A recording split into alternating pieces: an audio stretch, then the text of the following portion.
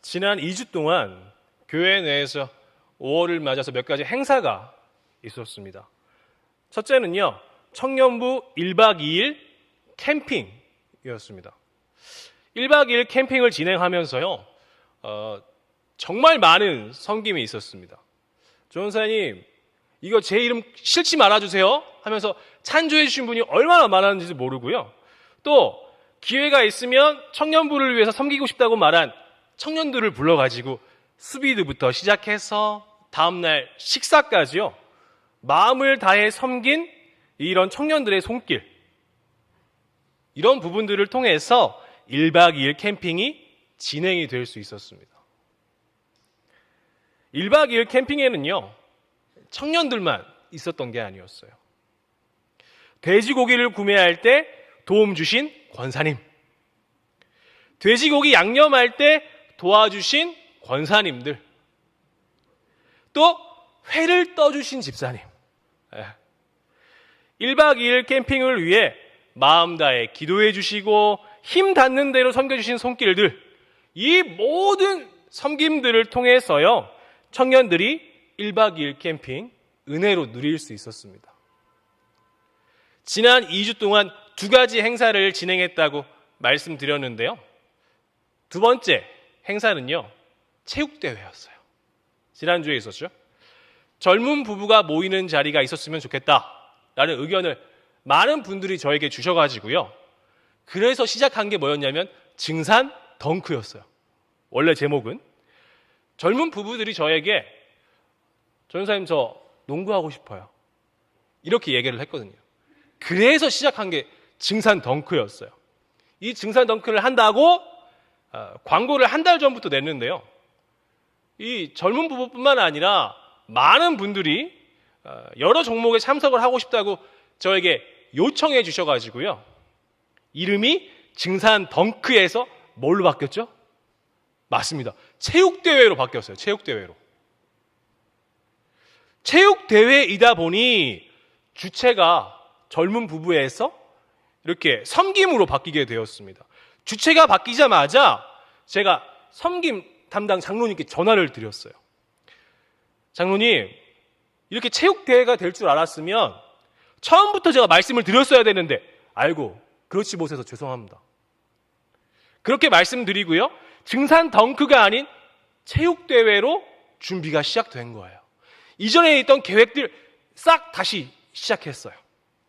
갑작스럽게 우리 장로님께서, 섬김 장로님께서 체육대회를 맡게 되셨는데도 불평 한마디 없이 섬김 담당 장로님께서부터 시작을 해가지고요, 진행요원 집사님과 권사님, 또 심판으로 섬겨주신 장로님과 목사님, 간식으로 섬겨주시고 응원해주신 많은 분들, 옆에 와가지고 엄청 많이 응원해 주시더라고요. 이게 다가 아니에요. 비하인드 스토리인데요. 섬김 담당 장로님의 요청을 통해서 운동하는 장소가 상암농구장에서 저기 다른 곳으로 바뀌었어요. 그래서 이제 제가 막 연락하고, 또 이제 장로님께서 저에게 분부하신 이제 내용들을 작성해갖고 제가 막 서류 보내고, 거기가 될 줄 알았는데 안 됐어요. 그래서 부랴부랴 다시 상암 연결해가지고 예약하고, 이 하나의 행사를 치르기 위해서요, 정말 많은 일들이 보이지 않는 곳에서 있었습니다. 그 많은 일들이 원활하게 진행되기 위해서요, 정말 하나부터 열까지 쉬운 게 없더라고요. 저는 사실 이 2가지 행사를 치르면서요, 제가 육체적으로도 힘들었고 정신적으로도 너무 힘들었습니다. 그래서 이런 말이 제가 절로 나왔어요. 내가 섬김을 맡고 있는 교육자도 아니고 나는 선교와 나눔이니까 다음에 섬김에 소속된 체육대회 채자만 나와도 아이고 나는 쳐다도 안 봐야겠다. 이런 불평이 나올 때마다요, 제가 지난주에 어떻게 하라고 말씀드렸죠? 할렐루야. 와, 선배 교육자들이 일 벌리지 말라고 했는데, 일 키우지 말라고 했는데 이래서 그랬구나.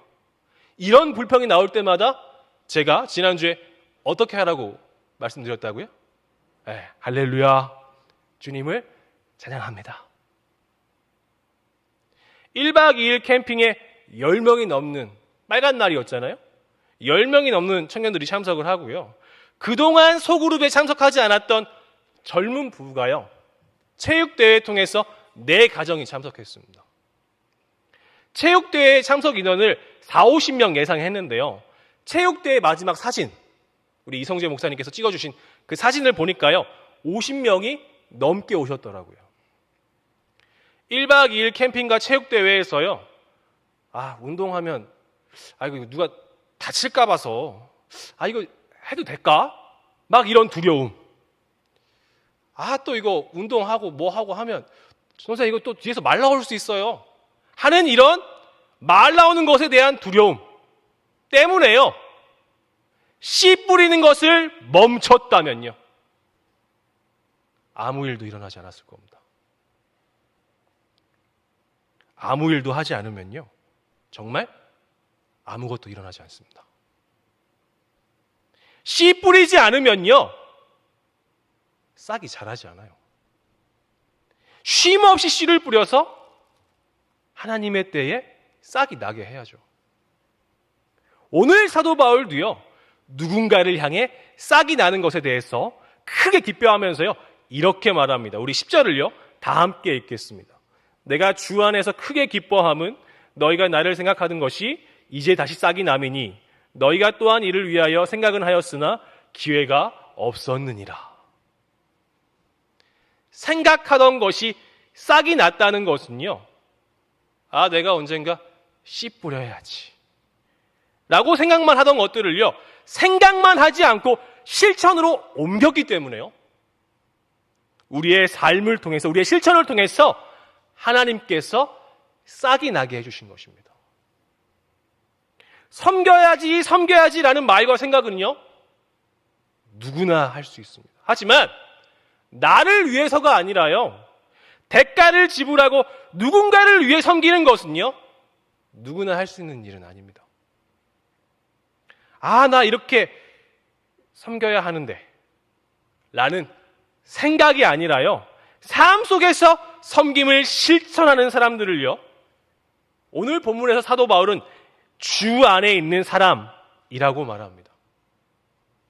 주 안에 있을 때 누군가를 생각하는 것이 삶으로 이어질 수 있고요, 주 안에 있을 때 나를 위한 삶이 아니라 누군가를 섬기는 삶을 크게 기뻐할 수 있다는 겁니다.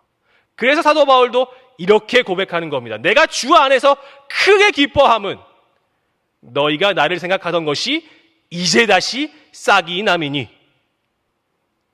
너희가 또한 이를 위하여 생각은 하였으나 기회가 없었느니라. 코로나가 심했던 시기에는요, 우리 막 다 마스크 쓰고 교회 나오지도 못하고, 그렇죠? 그때는요, 씨를 뿌릴 수 있는 기회가 없었기 때문에요, 섬기지 못했던 시기가 있었습니다. 위드 코로나가 진행되고 성도님들이 교회에 나오시고 이제는 마스크도 벗을 수 있게 되었습니다. 제가 작년 12월부터 증산제일교회에서 사역을 시작하고요, 지난 6개월 동안에요, 정말 많은 분들이 섬겨주시고 도와주셨습니다. 그래서 저도 사도 바울의 표현을 빌려서요, 이렇게 말씀드리고 싶습니다. 제가 주 안에서 크게 기뻐함은 증산제일교회 성도님들이 증산제일교회 청년부를 생각하던 것이 이제 싹이 남이니. 한 번 더요. 제가 주 안에서 크게 기뻐함은요, 증산제일교회 성도님들이 증산제일교회 청년부를 생각하던 것이 코로나 이후에 이제 다시 싹이 남이니. 제가 힘들 때마다 요즘 이렇게 한다고 말씀드렸습니다. 식당에 있는 청년부 냉장고를 이렇게 열어본다고요. 뭘 먹으려고 열어보는 게 아니고요, 그냥 열어보는 거예요. 왜 열어보는지 아십니까? 증산제일교회 성도님들이 증산제일교회 청년부를 생각하는 것이 코로나 이후에 이제 다시 싹이 남이니. 저는 이 싹을 향한 마음들이요, 시간이 지나고 교육자가 변하고 10년, 20년 지내도요, 오래오래 이 마음들이 변하지 않고 진행되었으면 좋겠습니다. 한 아이를 키우기 위해 온 마을이 필요하다라는 말처럼요, 하나의 싹이 자라기 위해서 정말 많은 분들의 관심과 사랑이 필요합니다. 관심과 사랑을 통해 자라난 싹이요, 또 자라고 자라서 언젠가 열매를 맺게 되는 그날까지요, 물을 주고 비료를 줘도 그렇게 잘 안 자라던 싹이 언젠가부터 쑥쑥 자라더니 기성세대 키를 넘어서 다른 누군가의 따가운 햇빛을 가려주는 큰 나무가 되기까지요. 싹으로 자라고 있는 누군가에게요, 계속 관심과 사랑을 줄 수 있는 우리 모두가 되었으면 좋겠습니다. 12절의 사도 바울은요, 이 싹을 이렇게 표현합니다. 12절입니다. 나는 비천에 처할 줄도 알고 풍부에 처할 줄도 알아 모든 일 곧 배부름과 배고픔과 풍부와 궁핍에도 처할 줄 아는 일체의 비결을 배웠노라. 사도 바울은요, 힘들 때나 어려울 때나 어떤 상황 속에서도요, 저는 그 상황 속에서 살아가는 비결을 배웠다 라고 이렇게 말을 합니다. 사도 바울은 일체의 비결을 배웠다 라고 오늘 본문에서 말하고 있는데요, 그 일체의 비결 중에 하나가요, 바로 오늘 우리가 살펴본 싹입니다. 지난 2주 동안 1박 2일 청년부 캠핑, 체육대회 진행하면서요, 제가 육체적으로 정신적으로 정말 힘들었다고 말씀드렸는데요, 그 상황이 힘들 때 불평하면서도 이겨낼 수 있었던 비결 중에 하나도요, 결국 새로운 싹이었어요. 와, 저렇게 안 모이던 사람이 이렇게 모이네. 이분 안 오실 줄 알았는데 오셨네. 빨간 날인데 이렇게 왔다고. 야, 이렇게까지 섬기고 있다고. 섬김을 받는 어린 아이가 아니라 이제는 누군가를 섬기는 자로 살아가고 있다고. 그러한 싹들이요, 이런 누군가를 향한 마음의 싹이요, 어린 아이처럼 섬김을 받는 자리에만 있으려고 하지 않고요, 이제 누군가를 향해 섬기려 하는 청년들, 누군가를 섬기려고 하는 마음의 싹이 자라난 청년들,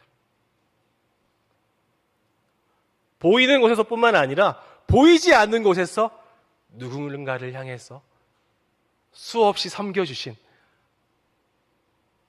그 마음의 싹들, 그 아름다운 마음들과 섬김이 없었다면요, 지난 2주요 없었을 거예요.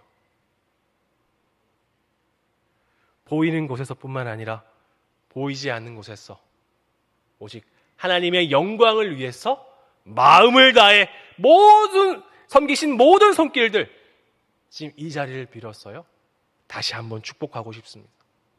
제가 섬겨주신 분들을 대략적으로만 말씀드렸어요. 그런데 성함은 한 분도 말씀드리지 않았습니다.